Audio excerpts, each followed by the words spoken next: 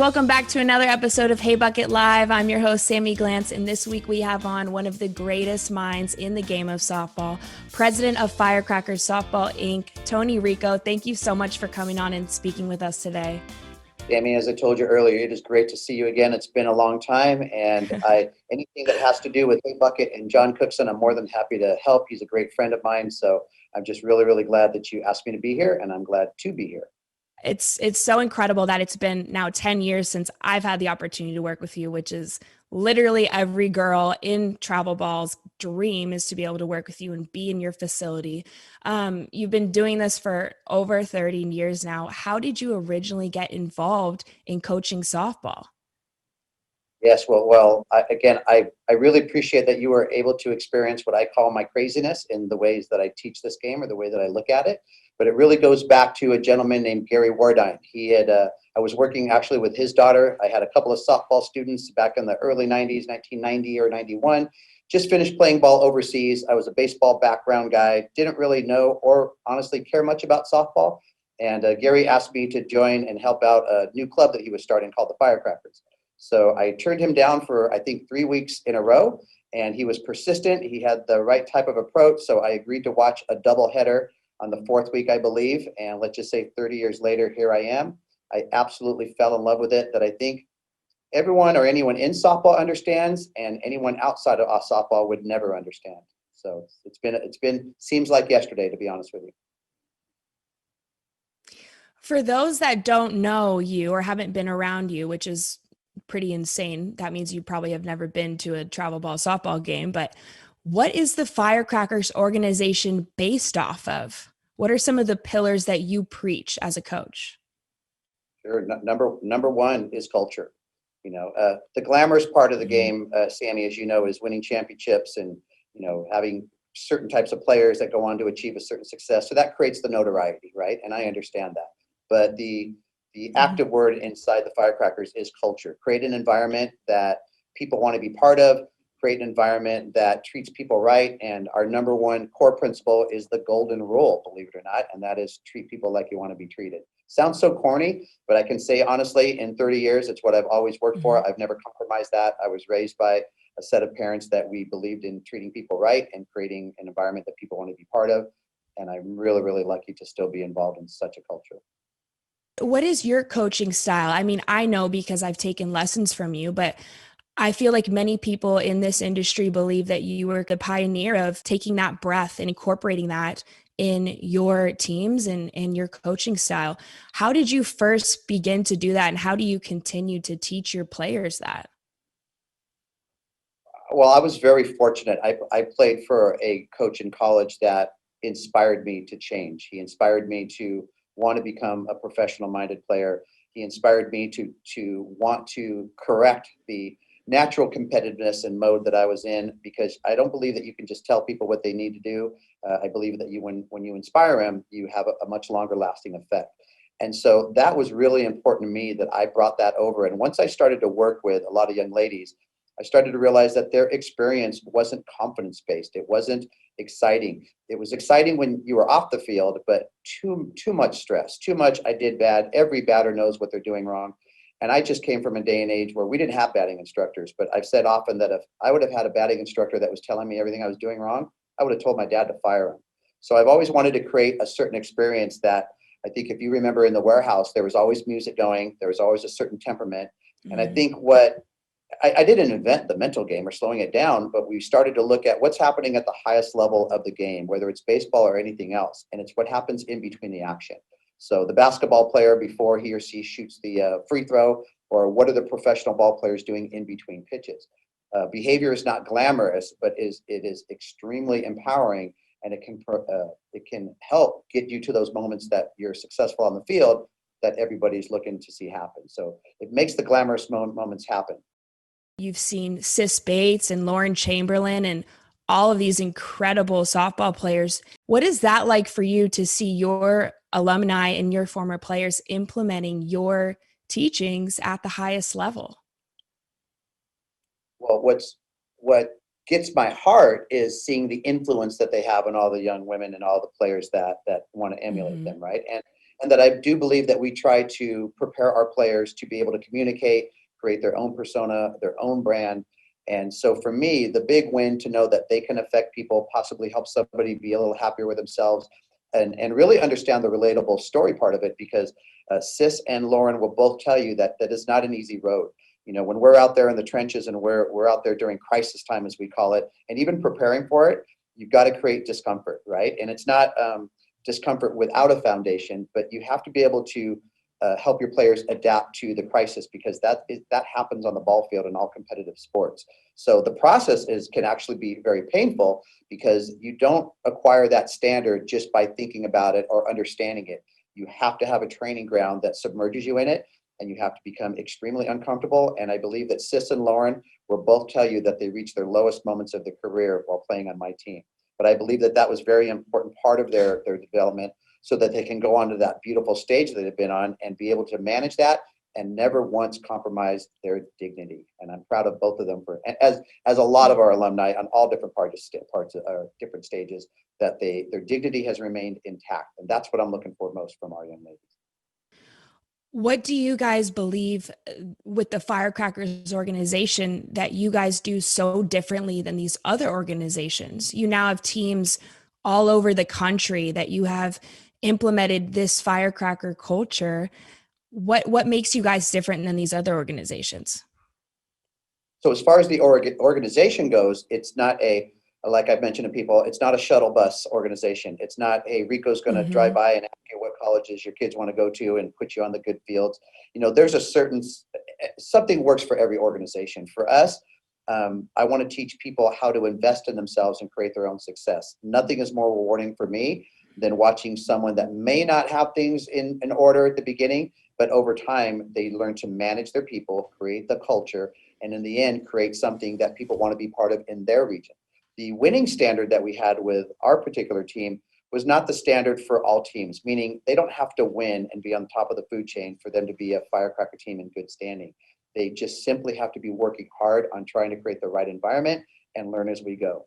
We have a long way to go, Sammy. I don't think it's going to happen in the rest of my lifetime. It's probably going to be my lifetime, your lifetime, and hopefully not your kid's lifetime, before we have the true structure between coaches and parents that our players deserve, and that we can minimize the stress. I believe that if we do approach the crisis part of it, the emotional wellness part of it, we can create some stability, and that more of our players can feel trained for that moment, and then not compromise their well-being. And I think that's most important for us. You guys do a great job with the Firecrackers podcast. You're explaining how this all works to coaches and parents and to kids.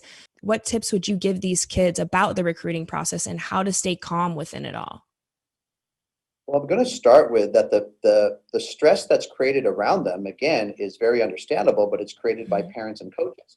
So the first thing I'm going to explain to kids is to understand that they have well-intended people around them, but most softball coaches are volunteer-based coaches. They step forward because either their daughter needed a coach or something like that. There's no professional training background. So the very first step for me is for them to understand what's creating that stress around them, and to create the separation between that stress and their own sense of self-value. So that's extremely important.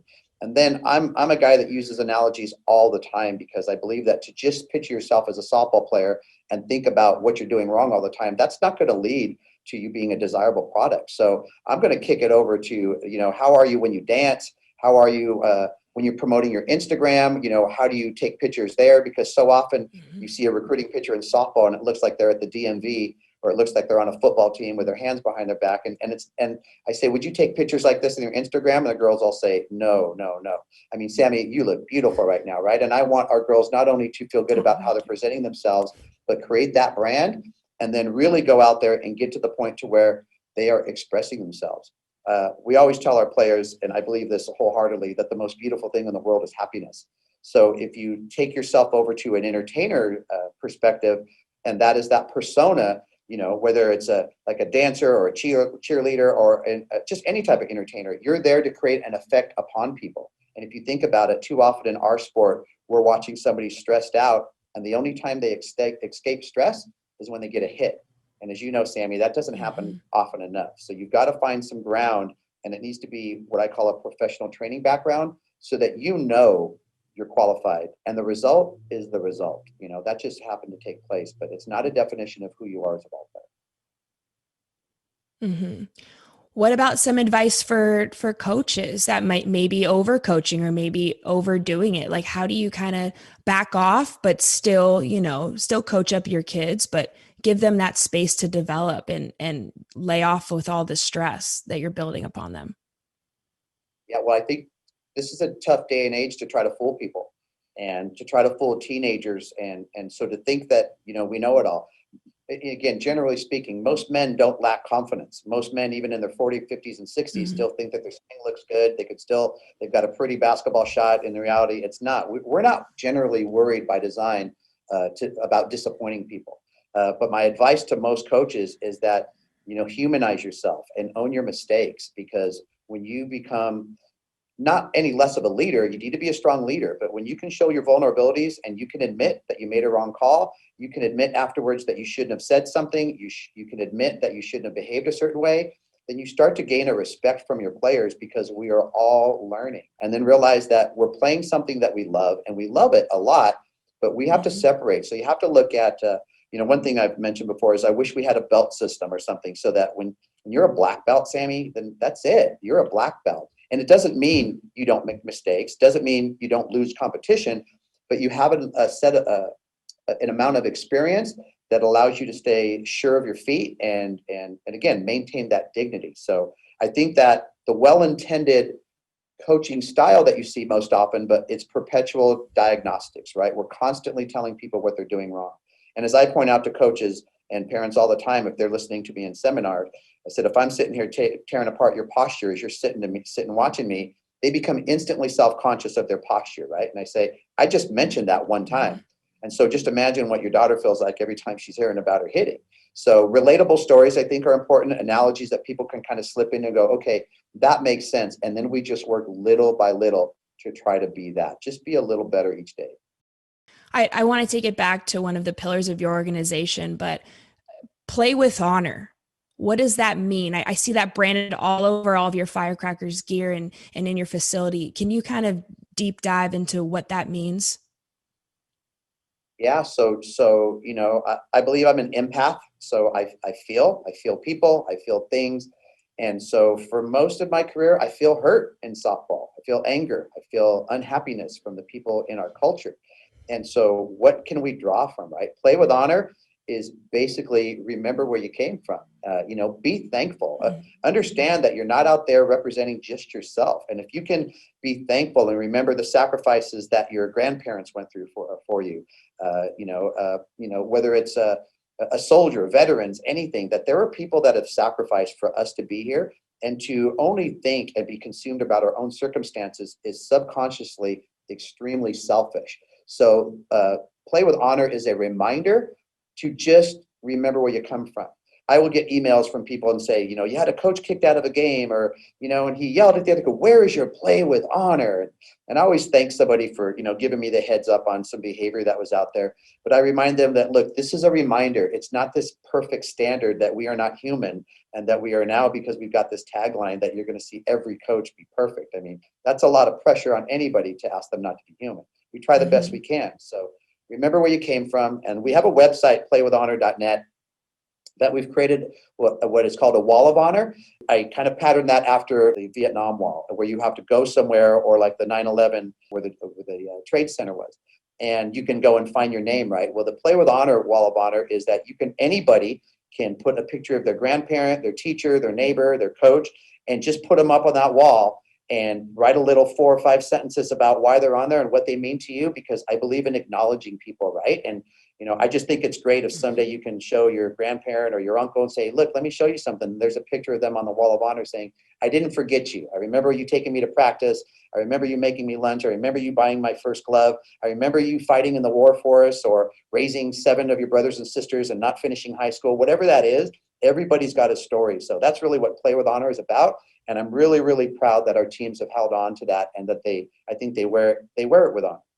I really want to get into what you and Mike Stith of the Batbusters have partnered up with other organizations across the country to form Alliance Fastpitch. how is this going to change the world of travel ball forever?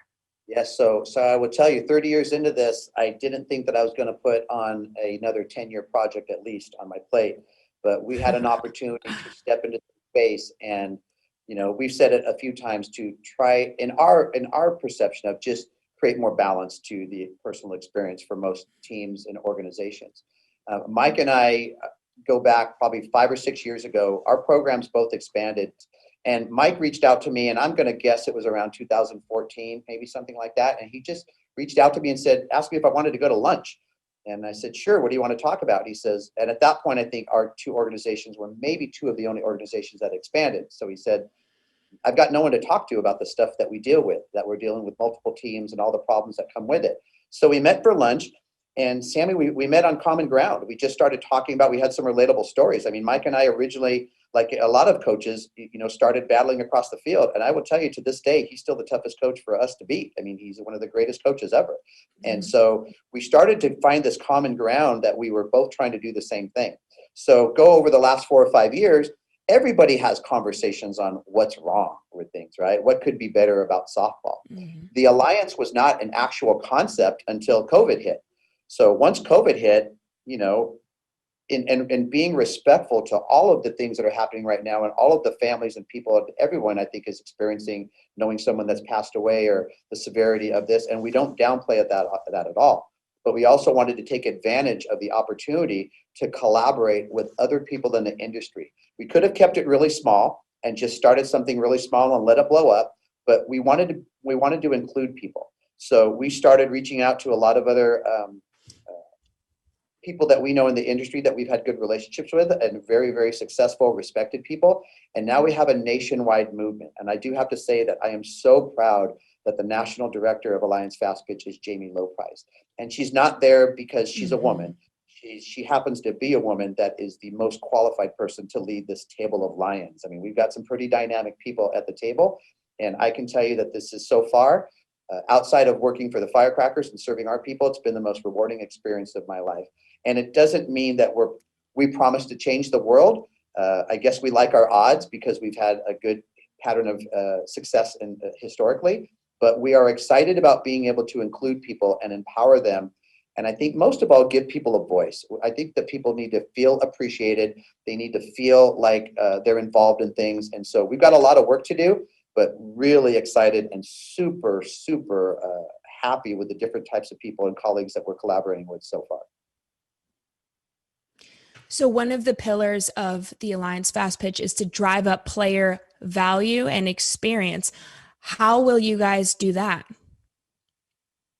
Boy, so I tell you, I'm a rules of engagement guy, right? Like I always feel like I'm there on the call to make sure people are behaving and treating each other right, because I think that you can resolve conflict. I think a lot of people don't understand how to resolve conflict, so they don't move through it, and now you have distrust, right? So since we've started this, I'm just one small piece of the puzzle, as is Mike. We have so many good people bringing so many different things. So the first thing that comes to my mind is the Players Association. It's almost like the MLB Players Association, right? So there's an actual Players Association that is run by a board of young women, and Natasha Watley. There's some different dynamic people on this board. And I am really excited that they're creating a platform that is going to work on directly communicating with our players, excuse me, to give them a voice and be able to relate to them. Digital content, not only for entertainment, but for education. There's so many different layers. I would ask anybody that's interested to go to alliancefastpitch.com, take a look at it. And we're building a lot. Scott Smith from the Texas Bombers says that we're building helicopters in flight, and we really, really are. But I can tell you that what's happened is so many people across the company or across the country have asked to join the Alliance. Hey, I like what you're doing. Tell us more about it. Here's what we have to offer. And we don't just say yes to everybody, because there's a lot of new companies that need to prove themselves over time, be able to prove the value of their product, be able to, take care of the troubleshooting. But it is a spider web of different types of services that will be all in one, starting from apps on their phone to digital content, and then also providing different types of experience on the field for them as well. So lots of different ways to help the body, the mind, the emotions, and your physical game. And so this will also be sanctioned with points, correct? So whether you attend PGF or a USSSA tournament, you gain points, right, by attending all of these. How does the point system work? How does that help the player and maybe help college coaches identify players as well?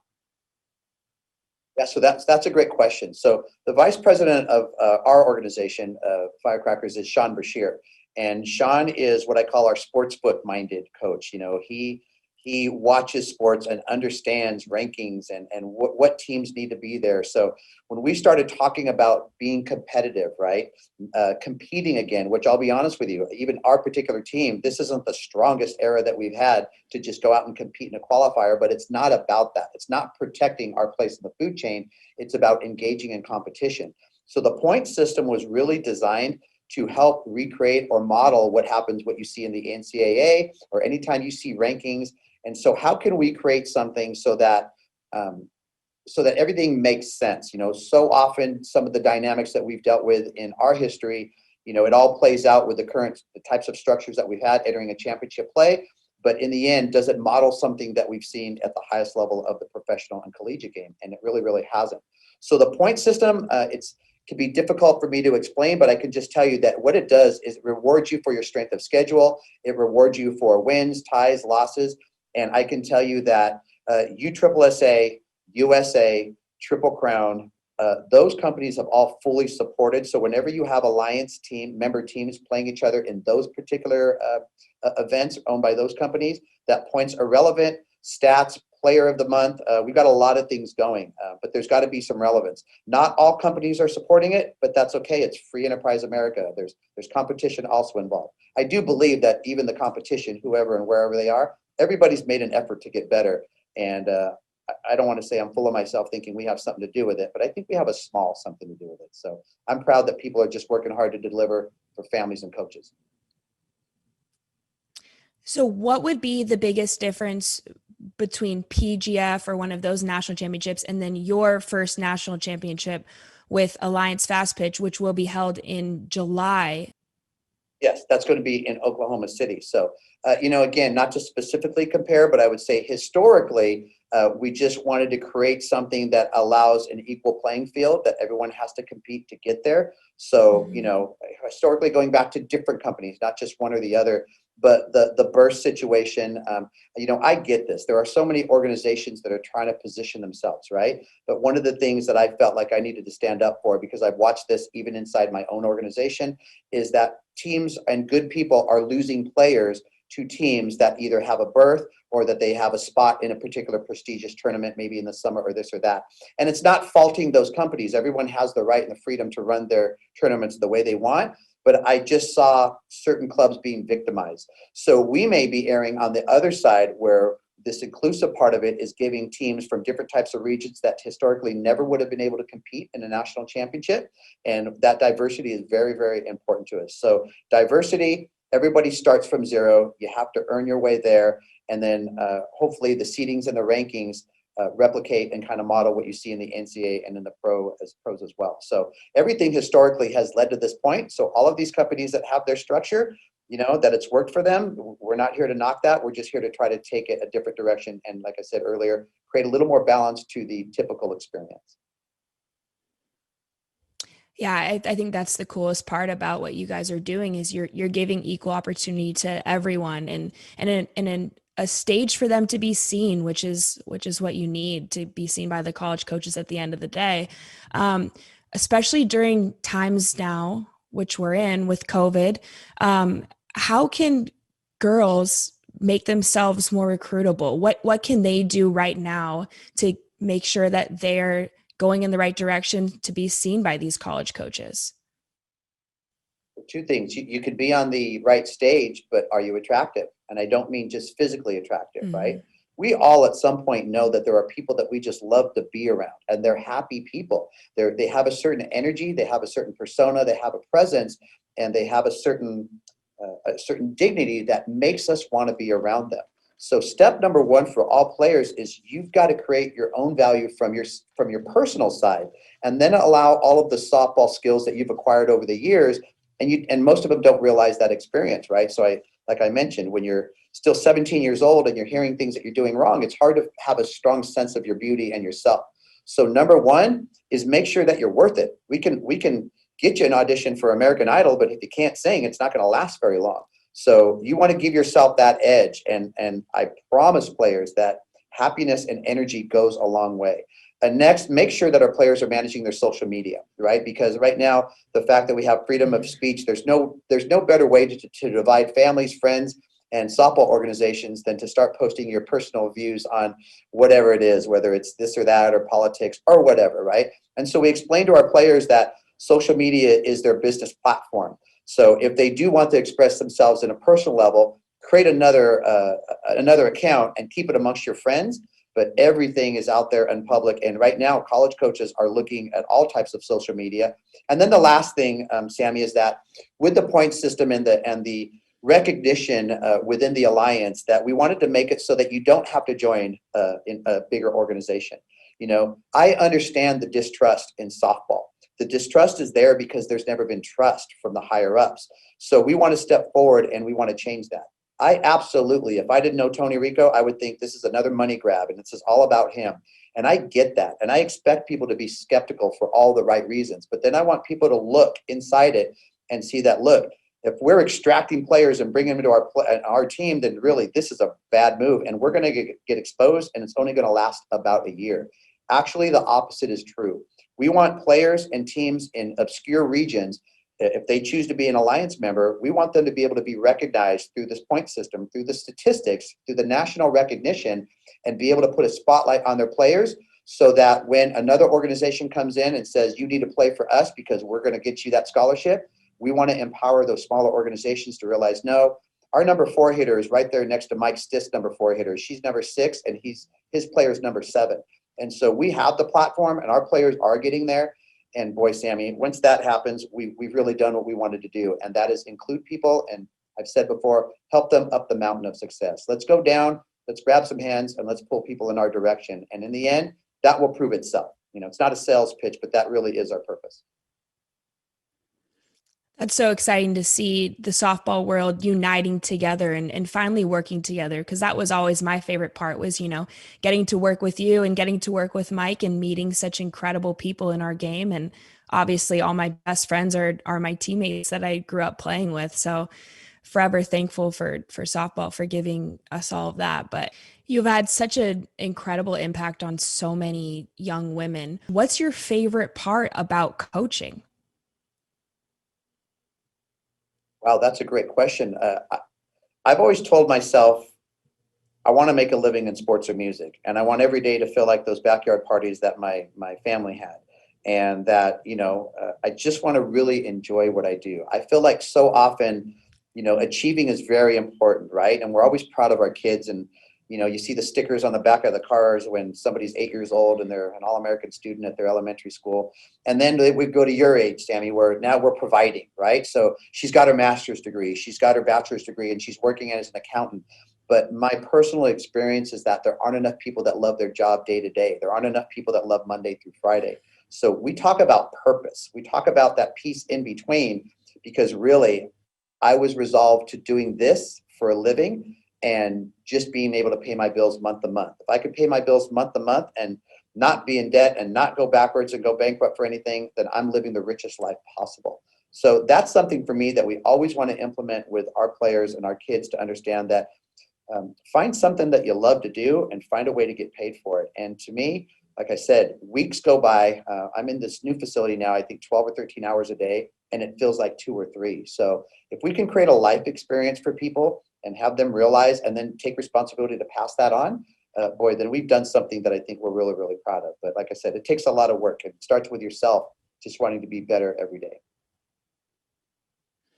Absolutely. All right. So this is a little HeyBucket special that we like to do, but we like to do a little speed round to close out the interview. Are you ready? I'm going to ask you just 3 quick questions. All right. Who is your biggest mentor growing up? George Horton, just retired from the University of Oregon. He was he coached at Cal State Fullerton baseball program for a lot of years, and I was on his first head coaching gig at Cerritos College. It was a junior college here that I thought was just a junior college down the street, but boy, oh boy, was I wrong. And he was the one that taught me how to be a man on the field. Absolutely. If you weren't coaching softball, what would you be doing? Playing music every night, whether it's a bar, club, arena, it doesn't matter. Playing music, expressing myself, hopefully good enough so that people want to hear it, and just making people feel great every single night that I could. I know it's a rough career, but those were the two things that I wanted to be involved in, sports or music. You are like the master to me, just like even getting to talk to you today. I'm just calm and happy and relaxed. Who's your go-to person, or where do you go to kind of get your zen back? Our administrator, Melinda Manahan. So she asked to come in and help me manage my situation. And, I was embarrassed at first because she saw my schedule and she said, you need some help. And the balance was, she's very balanced as a person, but she's OCD. And I'm abstract all over the place. And so, to be honest with you, there isn't a day that goes by where Melinda and I don't talk. And she's a great family woman, but she has allowed herself to be part of my life, and she's my balance. So, she gives me the security. She's helped get my personal life in order, my business life in order. And now we have a whole staff of people that really help us out, and they're doing a great job. But absolutely, Melinda Manahan is my go-to. That's so incredible. And it's so cool to see how you've changed the softball world, and even from when I was playing to see it now, and to see you guys joining up together to create Alliance Fastpitch. I'm so excited to see the transformations that will soon to become for the travel ball world. It's really exciting to see. Thank you, Sammy. Just like a ball game, I don't ever promise an outcome, but I love the process and I like our chances, but we're just going to take it day at a time, and hopefully we can deliver what our industry and the people that we serve deserve. It was great getting to talk to you again, Tony. Same with you, Sammy. Tell your dad I said hi, okay? Will do. Thank you so much. Thanks so much for watching. For more content like this, be sure to check out fastpitchfilms.com. I'm your host, Sammy Glantz. See you next time.